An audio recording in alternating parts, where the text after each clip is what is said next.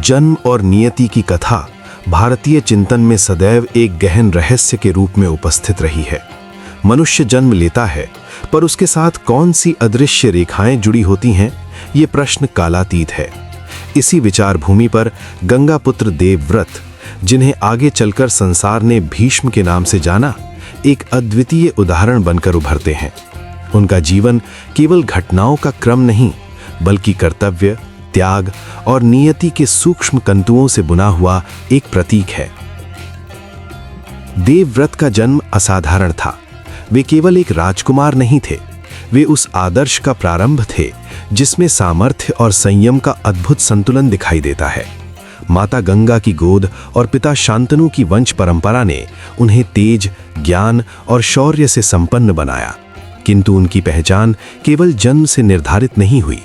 उनकी नियति ने उन्हें वो स्वरूप दिया जो इतिहास और चेतना दोनों में अमिट है। प्रारंभ से ही उनका व्यक्तित्व एक गंभीर ध्येय की ओर संकेत करता था। वे विद्या में प्रखर, नीति में निपुण और युद्ध कला में अनुपम थे, किंतु इन सभी गुणों से परे उनके भीतर एक स्थिर विवेक और अनुशासन विद्यमान था। यही वो आधार था जिसने आगे चलकर उन्हें महानता के शिखर तक पहुंचाया।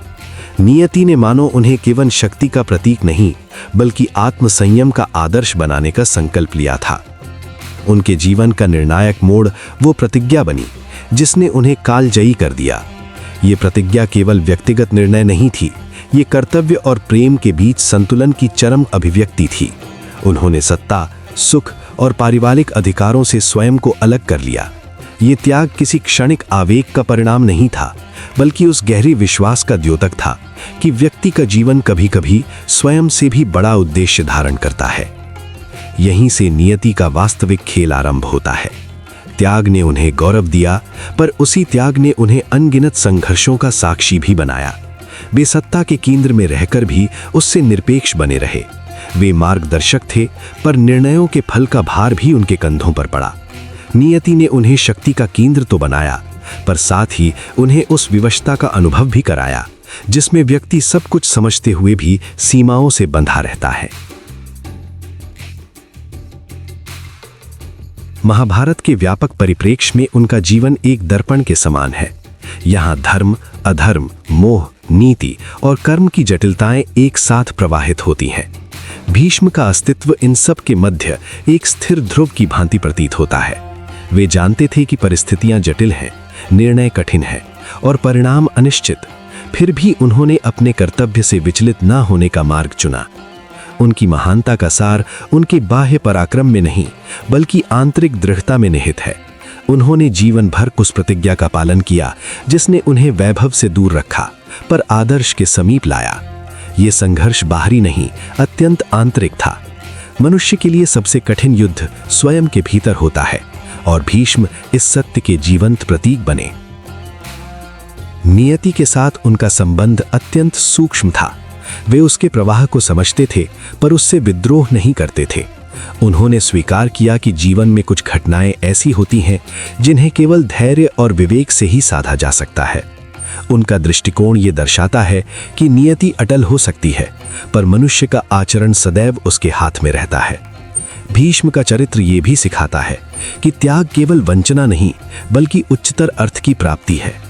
जब व्यक्ति व्यक्तिगत इच्छाओं से ऊपर उठता है, तब उसका जीवन व्यापक कल्याण का माध्यम बनता है। किंतु ये मार्ग सरल नहीं होता। इसमें अकेलापन, पीड़ा और आत्ममंथन के अनगिनत क्षण आते हैं। भीष्म ने इन्हें स्वीकार किया, और यही स्वीकृति उन्हें असाधारण बनाती है। उनकी कथा में करुणा और गौरव का अद्भुत संगम है। वे युद्ध भूमि में अजेय थे, पर हृदय में अत्यंत संवेदनशील। वे नियमों के रक्षक थे, पर मानवीय जटिलताओं के भी साक्षी। उनका जीवन ये दर्शाता है कि आदर्श केवल विजय में नहीं, बल्कि धैर्यपूर्ण संघर्ष में भी निहित होता है। अंततः भीष्म की यात्रा एक गहरे दार्शनिक संदेश के साथ समाप्त होती है। ये संदेश कहता है कि जन्म मनुष्य के हाथ में नहीं, पर कर्म और कर्तव्य उसके अपने चयन है। नियति दिशा दे सकती है, पर उस दिशा में चलने की शैली व्यक्ति स्वयं निर्धारित करता है। भीष्म ने नियति को स्वीकार किया, पर अपने धर्म और मर्यादा को कभी नहीं छोड़ा। इस प्रकार गंगापुत्र देवव्रत की कथा केवल अतीत का आख्यान नहीं, बल्कि आज भी जीवन के लिए एक प्रेरणा है। ये हमें स्मरण कराती है कि महानता केवल सामर्थ्य में नहीं, बल्कि आत्मसंयम, त्याग और अडिग कर्तव्य निष्ठा में निहित है। जन्म एक आरंभ है, पर नियति का वास्तविक अर्थ हमारे निर्णयों और आचरण में प्रकट होता है। भीष्म इसी सत्य के अमर प्रतीक हैं। पिता का प्रेम केवल स्नेह का भाव नहीं होता, वो जीवन की दिशा निर्धारित करने वाली एक मौन शक्ति भी होता है। जब पुत्र अपने पिता के प्रति श्रद्धा, कृतज्ञता और समर्पण का भाव धारण करता है, तब उसका प्रत्येक निर्णय केवल व्यक्तिगत नहीं रह जाता, वो धर्म और उत्तरदायित्व का रूप ले लेता है। यही भावना उस महान आदर्श में स्पष्ट दिखाई देती है, जहां एक पुत्र ने अपने जीवन का समस्त वैभव और व्यक्तिगत आकांक्षाएं अपने पिता राजा शांतनु के सम्मान और सुख के लिए अर्पित कर दी। पुत्र का धर्म क्या है? ये प्रश्न जितना सरल प्रतीत होता है, उतना ही गहन भी है। पुत्र होना केवल जन्म का संबंध नहीं, बल्कि कर्तव्य का आवाहन है। ये एक ऐसी भूमिका है जिसमें सम्मान, आज्ञा, विश्वास और त्याग स्वाभाविक रूप से समाहित रहते हैं। जब जीवन में विकल्प सामने आते हैं, एक ओर स्वप्न, दूसरी ओर कर्तव्य, तब जो व्यक्ति कर्तव्य को चुनता है वही सच्चे अर्थों में आदर्श बनता है। पिता के प्रति प्रेम इसी चयन की कसौटी पर खरा उतरता है। सच्चा प्रेम प्रायः मौन होता है, वो शब्दों में नहीं बल्कि निर्णयों में व्यक्त होता है। पुत्र यदि अपने पिता के लिए कुछ त्याग करता है, तो वो त्याग नहीं बल्कि उसके प्रेम का स्वाभाविक विस्तार होता है। ये भाव उस समय और भी उज्जवल हो उठता है जब त्याग केवल भौतिक न होकर जीवन की संपूर्ण दिशा को प्रभावित करता हो। अपने स्वार्थ, अधिकार और भविष्य की संभावनाओं को पीछे छोड़ देना कोई साधारण बात नहीं है। ये आत्मबल, स्थिरता और उच्च आदर्शों की मांग करता है।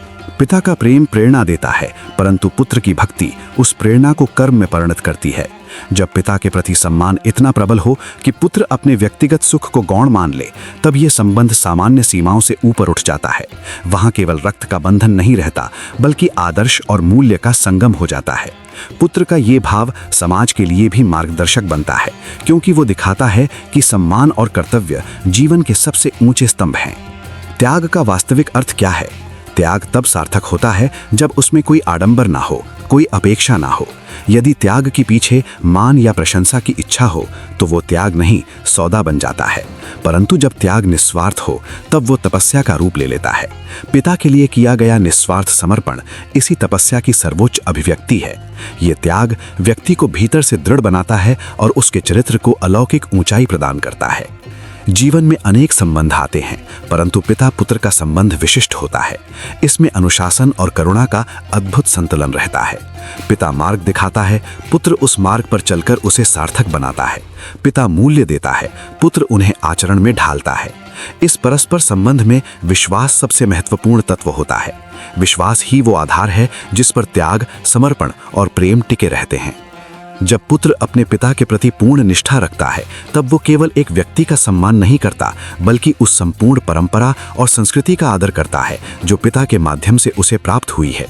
ये निष्ठा उसे संयम सिखाती है, धैर्य सिखाती है और ये भी सिखाती है कि महानता अधिकारों से नहीं बल्कि उत्तरदायित्वों से प्राप्त होती है। पिता के प्रति प्रेम व्यक्ति को विनम्र बनाता है और विनम्रता ही सच्चे बल का मूल है।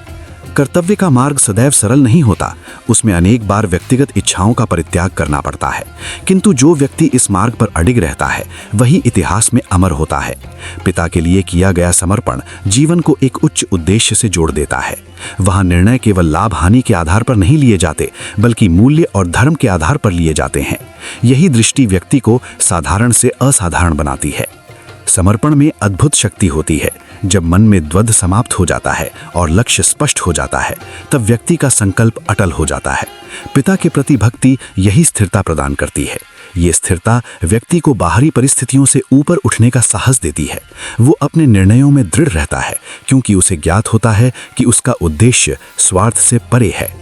पिता का प्रेम और पुत्र का त्याग मिलकर एक ऐसी कथा रचते हैं जो पीढ़ियों तक प्रेरणा देती है। ये केवल एक व्यक्ति का चरित्र नहीं गढ़ता, बल्कि समाज के नैतिक आधार को भी सुदृढ़ करता है। ये सिखाता है कि सच्चा सम्मान वही है जिसमें अपेक्षा नहीं, केवल कर्तव्य हो। सच्चा प्रेम वही है जिसमें अधिकार नहीं, केवल समर्पण हो। अंततः पिता के प्रति भक्ति जीवन का वो प्रकाश बन जाती है जो हर कठिनाई में मार्ग दिखाता है। ये भाव व्यक्ति को भीतर से समृद्ध करता है, क्योंकि वो जानता है कि उसने अपने जीवन को एक उच्च आदर्श के लिए समर्पित किया है। यही आदर्श उस महान व्यक्तित्व देवव्रत में झलकता है, जहां पुत्र होने का धर्म वास्तव में सर्वोपरि बन गया। एक ऐसा उदाहरण जो सदा ये स्मरण कराता है कि प्रेम का सर्वोच्च रूप त्याग और निष्ठा में ही निहित है।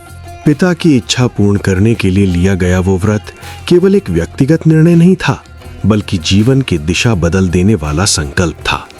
भीष्म का नाम स्मरण होते ही त्याग, दृढ़ता और कर्तव्य की सर्वोच्च मर्यादा का बोध होता है। उनका जीवन इस सत्य का प्रतीक बन गया कि मनुष्य का वास्तविक वैभव बाहरी उपलब्धियों में नहीं, बल्कि अपने वचनों के प्रति अडिग रहने में निहित है। राजमहल की सुविधाएं, सत्ता का आकर्षण और भविष्य की अनंत संभावनाएं, इन सब के बीच खड़े होकर लिया गया वो निर्णय असाधारण था। जब शांतनु की इच्छा और राज्य की परिस्थितियां एक जटिल मोड़ पर पहुंची, तब समाधान किसी साधारण समझौते में नहीं, बल्कि एक महान त्याग में दिखाई दिया। ये त्याग केवल अधिकारों का परित्याग नहीं था, बल्कि आत्मनियंत्रण और निष्ठा की चरम अभिव्यक्ति था। प्रतिज्ञा का सार यही था कि जीवन का उद्देश्य व्यक्तिगत आकांक्षाओं से ऊपर उठकर किसी बड़े हित की सेवा करना हो सकता है। मनुष्य जब अपने स्वार्थ से परे सोचता है, तभी उसके निर्णयों में असाधारण शक्ति उत्पन्न होती है। भीष्म का व्रत इसी शक्ति का साक्षात उदाहरण था। जहां भावनाएं थीं, पर उन पर संयम भी था। जहां प्रेम था, पर उसके साथ कर्तव्य की पूर्णता भी। त्याग का अर्थ प्रायः हानि के रूप में देखा जाता है, परंतु इस कथा में त्याग ही वास्तविक उपलब्धि बन गया। अधिकारों का परित्याग करते हुए भी भीष्म ने अपनी आंतरिक गरिमा को अक्षुण्ण रखा। उनका व्रत इस तथ्य को उजागर करता है कि सच्चा सम्मान बाहरी पदों से नहीं, बल्कि चरित्र की ऊंचाई से प्राप्त होता है। उनकी प्रतिज्ञा ने केवल तत्कालीन समस्या का समाधान नहीं किया, बल्कि आने वाले युगों के लिए एक आदर्श स्थापित किया। ये आदर्श बताता है कि कर्तव्य का निर्वाह कभी-कभी अत्यंत कठोर निर्णयों की मांग करता है। ऐसे निर्णयों में व्यक्ति को अपने मन की इच्छाओं से संघर्ष करना पड़ता है, परंतु वही संघर्ष उसे महान बनाता है। जीवन में ऐसे क्षण आते हैं जब सरल मार्ग उपलब्ध होते हुए भी सही मार्ग कठिन प्रतीत होता है। भीष्म का संकल्प इसी द्वंद्व का समाधान प्रस्तुत करता है, जहां सुविधा से अधिक सत्य का चयन किया गया। ये चयन बाहरी दृष्टि से कठोर था, पर आंतरिक दृष्टि से अत्यंत उज्जवल। कर्तव्य के प्रति ये अटूट निष्ठा उनके व्यक्तित्व की मूल पहचान बन गई। उन्होंने दिखाया कि प्रतिज्ञा केवल शब्दों का समूह नहीं, बल्कि आत्मा की प्रतिध्वनि होती है। जब मनुष्य अपने वचन को धर्म मान लेता है, तब उसकी प्रत्येक क्रिया में स्थिरता और स्पष्टता आ जाती है। ये कथा ये भी सिखाती है कि त्याग का प्रभाव व्यक्तिगत सीमाओं से बहुत आगे तक पहुंचता है। एक व्यक्ति का दृढ़ संकल्प अनेक जीवनों को दिशा दे सकता है। भीष्म का व्रत इसी व्यापक प्रभाव का प्रतीक था, जहां एक निर्णय ने इतिहास और नैतिकता दोनों को प्रभावित किया। उनकी प्रतिज्ञा में प्रेम और कर्तव्य का अद्वितीय संतुलन था। ये प्रेम मोह या स्वार्थ से प्रेरित नहीं था, बल्कि सम्मान और उत्तरदायित्व से जुड़ा था। इसी कारण उनका त्याग स्थायी आदर्श बन सका। समय बीतता गया, परिस्थितियां बदलती रहीं, परंतु भीष्म की दृढ़ता कभी विचलित नहीं हुई। उनका जीवन निरंतर ये उद्घोष करता रहा कि सच्ची शक्ति बाहुबल में नहीं, बल्कि आत्मबल में निहित होती है। आत्मबल ही मनुष्य को कठिनाइयों में स्थिर रखता है और उसे अपने सिद्धांतों से विचलित होने से बचाता है। उनकी प्रतिज्ञा में एक गहन दार्शनिक संदेश छिपा है कि मनुष्य का जीवन केवल इच्छाओं की पूर्ति का माध्यम नहीं, बल्कि मूल्यों की स्थापना का अवसर भी है। जब व्यक्ति अपने जीवन को मूल आधारित बनाता है, तब उसकी प्रत्येक क्रिया समाज के लिए प्रेरणा बन जाती है। ये संकल्प त्याग की पराकाष्ठा का प्रतीक है। त्याग यहाँ दुर्बलता नहीं, बल्कि सर्वोच्च साहस के रूप में प्रकट होता है। यह साहस उस आंतरिक दृढ़ता से उत्पन्न होता है जो व्यक्ति को अपने निर्णयों के प्रति अडिग बनाए रखती है। भीष्म का जीवन ये भी दर्शाता है कि प्रतिज्ञा का पालन केवल बाहरी परिस्थितियों से नहीं, बल्कि आंतरिक अनुशासन से संभव होता है। अनुशासन ही वो आधार है जो संकल्प को स्थायित्व प्रदान करता है। उनकी कथा का प्रभाव आज भी उतना ही प्रासंगिक है जितना उस युग में था। ये हमें स्मरण कराती है कि मूल्य, निष्ठा और त्याग कभी पुराने नहीं होते। समय बदल सकता है, पर आदर्शों की महत्ता सदैव स्थिर रहती है। उनका त्याग केवल व्यक्तिगत नहीं बल्कि सांस्कृतिक धरोहर बन गया।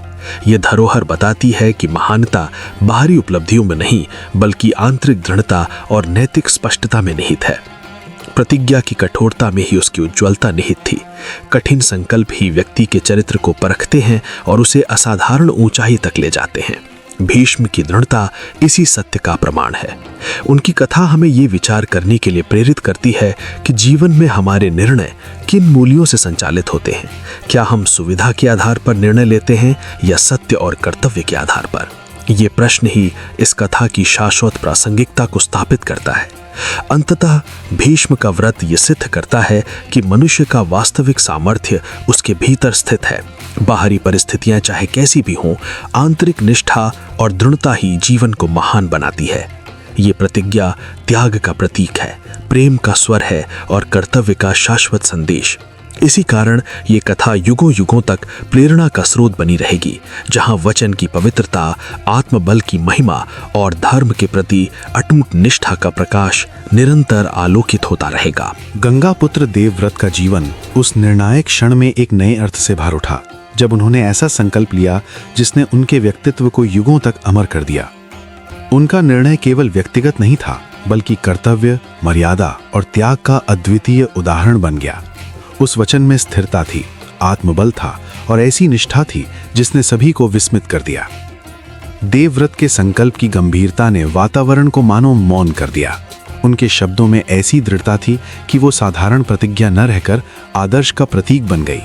ये संकल्प त्याग की पराकाष्ठा का संकेत था, जहां व्यक्ति अपने स्वार्थ से ऊपर उठकर धर्म और कर्तव्य को सर्वोपरि मानता है। उसी महान वचन के कारण उन्हें एक नई पहचान प्राप्त हुई। तभी से वे भीष्म कहलाए, अटल निश्चय और अदम्य संकल्प के प्रतीक। ये नाम उनके चरित्र की गहराई और वचन की कठोरता का द्योतक बन गया। भीष्म केवल संबोधन नहीं था बल्कि उस आदर्श का स्मरण था जो त्याग, अनुशासन और निष्ठा से निर्मित होता है। इस नाम में एक संदेश छिपा था कि सच्ची महानता बाहरी उपलब्धियों में नहीं बल्कि अपने सिद्धांतों के प्रति अडिग रहने में है। भीष्म का व्यक्तित्व ये दर्शाता है कि धैर्य और आत्मसंयम ही वास्तविक शक्ति के आधार हैं। उनका जीवन एक प्रेरणा बन गया, जहां हर निर्णय धर्म और कर्तव्य के प्रकाश में लिया गया।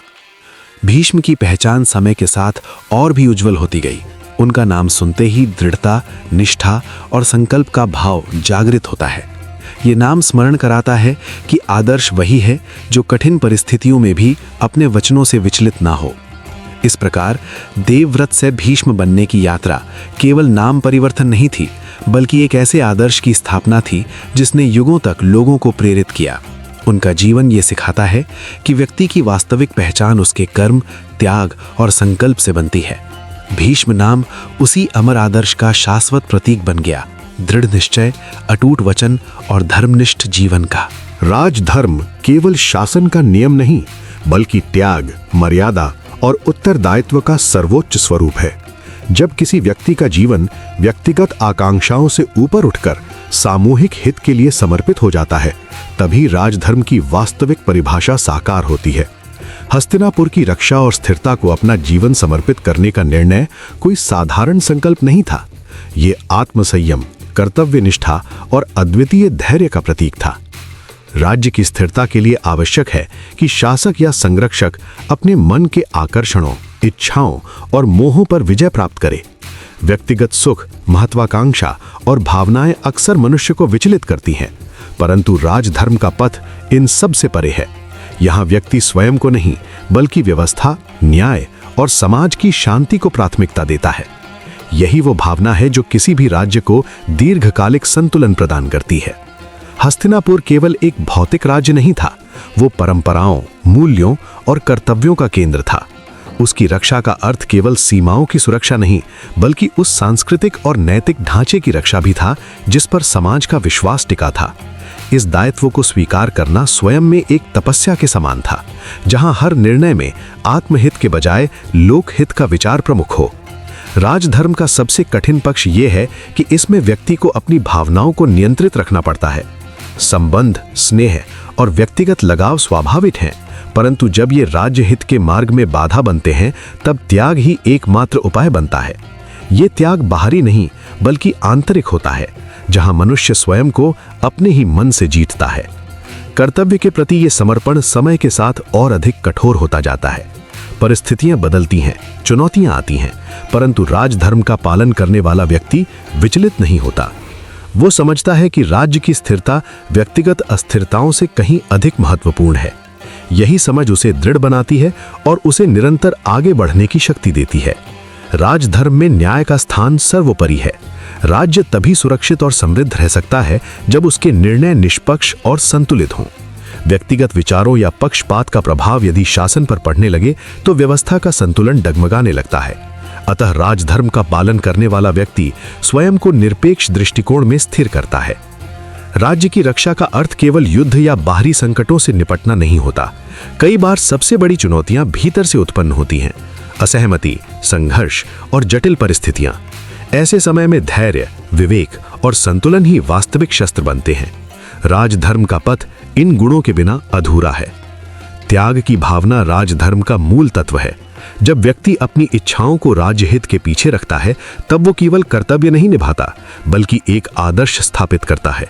ये आदर्श आने वाली पीढ़ियों के लिए प्रेरणा बनता है और समाज को ये संदेश देता है कि सच्चा नेतृत्व स्वार्थ से नहीं, सेवा से जन्म लेता है। राजधर्म का पालन करते हुए व्यक्ति को अक्सर अकेलेपन का अनुभव भी होता है, क्योंकि उसका जीवन सामान्य नहीं रहता। उसमें निजी स्वतंत्रताओं का स्थान सीमित हो जाता है। परंतु यही अकेलापन उसके संकल्प को और अधिक परिपक्व बनाता है। वो समझता है कि उसका जीवन एक व्यापक उद्देश्य का अंग है। समर्पण का ये स्वरूप समय के साथ एक तप के समान बन जाता है। प्रत्येक निर्णय, प्रत्येक विचार और प्रत्येक कर्म में राज्य हित की छाया रहती है। ये स्थिति व्यक्ति को एक विशिष्ट ऊंचाई प्रदान करती है, जहां उसका अस्तित्व स्वयं में नहीं बल्कि समाज के कल्याण में परिभाषित होता है। राजधर्म का पालन करने वाला व्यक्ति ये जानता है कि उसकी पहचान उसके त्याग और कर्तव्य से निर्मित होती है। व्यक्तिगत इच्छाएं क्षणिक होती हैं, परंतु राज्य की स्थिरता और समाज का संतुलन दीर्घकालिक होते हैं। यही समझ उसे निरंतर प्रेरित करती है। अंततः राजधर्म का पालन एक सतत साधना है, जहां व्यक्ति अपने भीतर अनुशासन, धैर्य और निष्ठा को स्थिर करता है। जीवन की धारा कभी सीधी नहीं बहती। कभी वो शांत सरोवर सी स्थिर प्रतीत होती है, तो कभी प्रचंड लहरों के साथ मनुष्य के धैर्य, विश्वास और आदर्शों को चुनौती देती है। ऐसे ही क्षणों को धर्म संकट की घड़ियां कहा जाता है। वे पल जब सही और गलत के बीच की रेखाएं धुंधली लगने लगती हैं, जब कर्तव्य और भावना आमने सामने खड़े हो जाते हैं और जब निर्णय केवल बुद्धि से नहीं बल्कि अंतःकरण की गहराइयों से लिया जाता है। कई बार परिस्थितियां उनके आदर्शों से टकराईं। परिस्थितियां हमेशा अनुकूल नहीं रहीं। समय ने अनेक मोड़ दिए, प्रश्न खड़े किए और मार्ग को कठिन बनाया, किंतु उन्होंने अपने व्रत और कर्तव्य से विचलित होना स्वीकार नहीं किया। यही उनकी वास्तविक परीक्षा थी, बाहरी संघर्षों से अधिक आंतरिक द्वंद्वों की परीक्षा। धर्म संकट का स्वरूप बड़ा सूक्ष्म होता है। वो शत्रु की भांति स्पष्ट नहीं दिखता, बल्कि संशय के रूप में मन में प्रवेश करता है। वह मनुष्य से पूछता है, क्या सरल मार्ग चुनोगे या सत्य का? क्या तात्कालिक लाभ देखोगे या दीर्घकालिक मर्यादा? ऐसे समय में निर्णय लेना आसान नहीं होता, क्योंकि हर विकल्प अपने साथ तर्क और आकर्षण लेकर आता है। फिर भी जो व्यक्ति अपने सिद्धांतों के प्रति अडिग रहता है, वही इस द्वंद्व में विजयी होता है। उनके सामने भी ऐसे ही प्रश्न बार बार उपस्थित हुए। कभी संबंधों का मुंह मार्ग में आया, कभी भावनाओं का ज्वार विवेक को डिगाने लगा, तो कभी परिस्थितियों की कठोरता ने धैर्य को चुनौती दी। परंतु उन्होंने हर बार स्वयं को स्मरण कराया कि व्रत केवल शब्दों का बंधन नहीं, आत्मा का संकल्प होता है। कर्तव्य केवल दायित्व नहीं, बल्कि जीवन की दिशा होता है। धर्म संकट की घड़ियों में व्यक्ति का वास्तविक स्वरूप प्रकट होता है।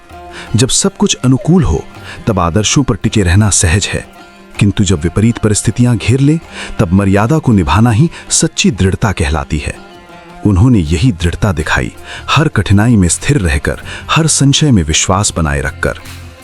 कभी कभी धर्म संकट व्यक्ति को अकेला भी कर देता है। निर्णय का भार इतना गहन होता है कि वो भीतर एक मौन संघर्ष उत्पन्न करता है। कोई बाहरी शोर नहीं, कोई स्पष्ट उत्तर नहीं, केवल अंतःकरण की धीमी आवाज। ऐसे क्षणों में साहस वही है जो इस आवाज को सुन सके और उसके अनुरूप चल सके। उन्होंने इस साहस को अपने जीवन का आधार बनाया। उनका आचरण ये दर्शाता है कि सच्चे आदर्श परिस्थितियों के अनुसार नहीं बदलते, वे समय की आंधियों में भी अटल रहते हैं। धर्म संकट चाहे कितना भी गहरा क्यों ना हो, यदि मन में सत्य का प्रकाश हो तो मार्ग स्वयं स्पष्ट हो जाता है। उन्होंने इसी प्रकाश को थामे रखा, न भय से विचलित हुए न प्रलोभन से। धर्म संकट का एक और पक्ष है त्याग। सही निर्णय अक्सर सहज नहीं होता, वो कभी सुविधा का त्याग मांगता है, कभी व्यक्तिगत इच्छाओं का। किंतु जो व्यक्ति व्यापक हित, सत्य और कर्तव्य को प्राथमिकता देता है, वही इस त्याग को स्वीकार कर पाता है। उनके जीवन में यह त्याग स्पष्ट रूप से दिखाई देता है। हर बार जब मार्ग कठिन हुआ, उन्होंने मर्यादा को ही चुना। उनकी दृढ़ता केवल व्यक्तिगत शक्ति का परिचय नहीं, बल्कि एक गहन संदेश है। यह संदेश बताता है कि जीवन में संघर्ष अवश्य आएंगे, परंतु सिद्धांतों से समझौता ही समाधान नहीं होता। वास्तविक समाधान है धैर्य, विश्वास और सत्यनिष्ठा। अंततः धर्म संकट की घड़ियां भय का कारण नहीं, बल्कि आत्मबोध का अवसर बन जाती हैं। वे मनुष्य को स्वयं से मिलाती हैं, उसे उसके वास्तविक मूल्य और संकल्प का बोध कराती हैं। उन्होंने इन घड़ियों को चुनौती नहीं, साधना के रूप में स्वीकार किया। उनकी कथा हमें ये प्रेरणा देती है कि जब परिस्थितियां आदर्शों से टकराएं, तब विचलित होने के बजाय स्थिर रहना ही सच्ची विजय है। व्रत और कर्तव्य के प्रति अटूट निष्ठा ही वो दीपक है जो हर संशय और अंधकार में मार्गदर्शन करता है। वे केवल पराक्रम और शौर्य के प्रतीक नहीं थे, बल्कि ज्ञान, नीति और शास्त्र की गहरी समझ रखने वाले अद्वितीय व्यक्तित्व थे। उनके भीतर योद्धा की दृढ़ता और गुरु की शांति का अद्भुत संतुलन था। रणभूमि में उनकी वीरता जितनी प्रखर थी, उतनी ही सभा में उनकी बुद्धि और विवेक की छाप स्पष्ट दिखाई देती थी। उन्होंने जीवन को केवल संघर्ष या विजय के दृष्टिकोण से नहीं देखा, बल्कि धर्म, कर्तव्य और मर्यादा के व्यापक संदर्भ में समझा। उनका ज्ञान केवल पुस्तकीय नहीं था, वो अनुभव, अनुशासन और आत्म संयम से उपजा हुआ था। यही कारण था कि राज परिवार और राज्य के लिए वे एक स्थिर आधार बने रहे। जब परिस्थितियां जटिल होती, निर्णय कठिन होते या मार्ग धुंधला प्रतीत होता, तब उनकी वाणी दिशा प्रदान करती। वे सत्ता के केंद्र में होते हुए भी उससे परे थे, निष्पक्ष, संतुलित और धैर्यवान। उनके लिए व्यक्तिगत भावनाओं से ऊपर राज्य और धर्म का हित था। गुरु के रूप में उन्होंने केवल उपदेश नहीं दिए, बल्कि अपने आचरण से आदर्श स्थापित किए। उनके जीवन में अनुशासन, त्याग और निष्ठा स्वाभाविक गुण थे। वे जानते थे कि सच्चा नेतृत्व अधिकार से नहीं, बल्कि विश्वास से प्राप्त होता है। इसीलिए उनका सम्मान केवल पद के कारण नहीं, बल्कि उनके चरित्र और आचरण के कारण था। वे हर पीढ़ी के लिए प्रेरणा बने, क्योंकि उनके निर्णयों में दूरदृष्टि और उनके व्यवहार में करुणा थी। संरक्षक के रूप में उनकी भूमिका और भी महत्वपूर्ण थी। उन्होंने राजवंश को केवल बाहरी शत्रुओं से ही नहीं, बल्कि आंतरिक असंतुलनों से भी सुरक्षित रखने का प्रयास किया। वे परंपराओं के रक्षक थे, परंतु जड़ता के समर्थक नहीं। उनके लिए परिवर्तन तभी स्वीकार्य था जब वो धर्म और न्याय के अनुरूप हो। वे जानते थे कि शक्ति का सही उपयोग संरक्षण में है, न कि केवल प्रभुत्व में। उनकी उपस्थिति से राज्य में एक प्रकार का नैतिक संतुलन बना रहता था।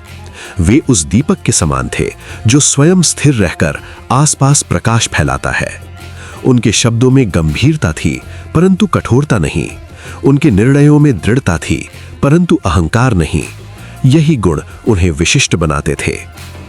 समय के साथ परिस्थितियां बदलती रहीं, चुनौतियां आती रहीं, परंतु उनका धैर्य और कर्तव्य बोध अडिग रहा। उन्होंने ये सिद्ध किया कि सच्चा गुरु वो है जो ज्ञान के साथ विवेक दे, और सच्चा संरक्षक वो जो शक्ति के साथ मर्यादा का पालन करे। उनका जीवन एक संदेश बन गया कि महानता केवल विजय में नहीं, बल्कि कर्तव्य के निष्ठापूर्ण निर्वहन में निहित है।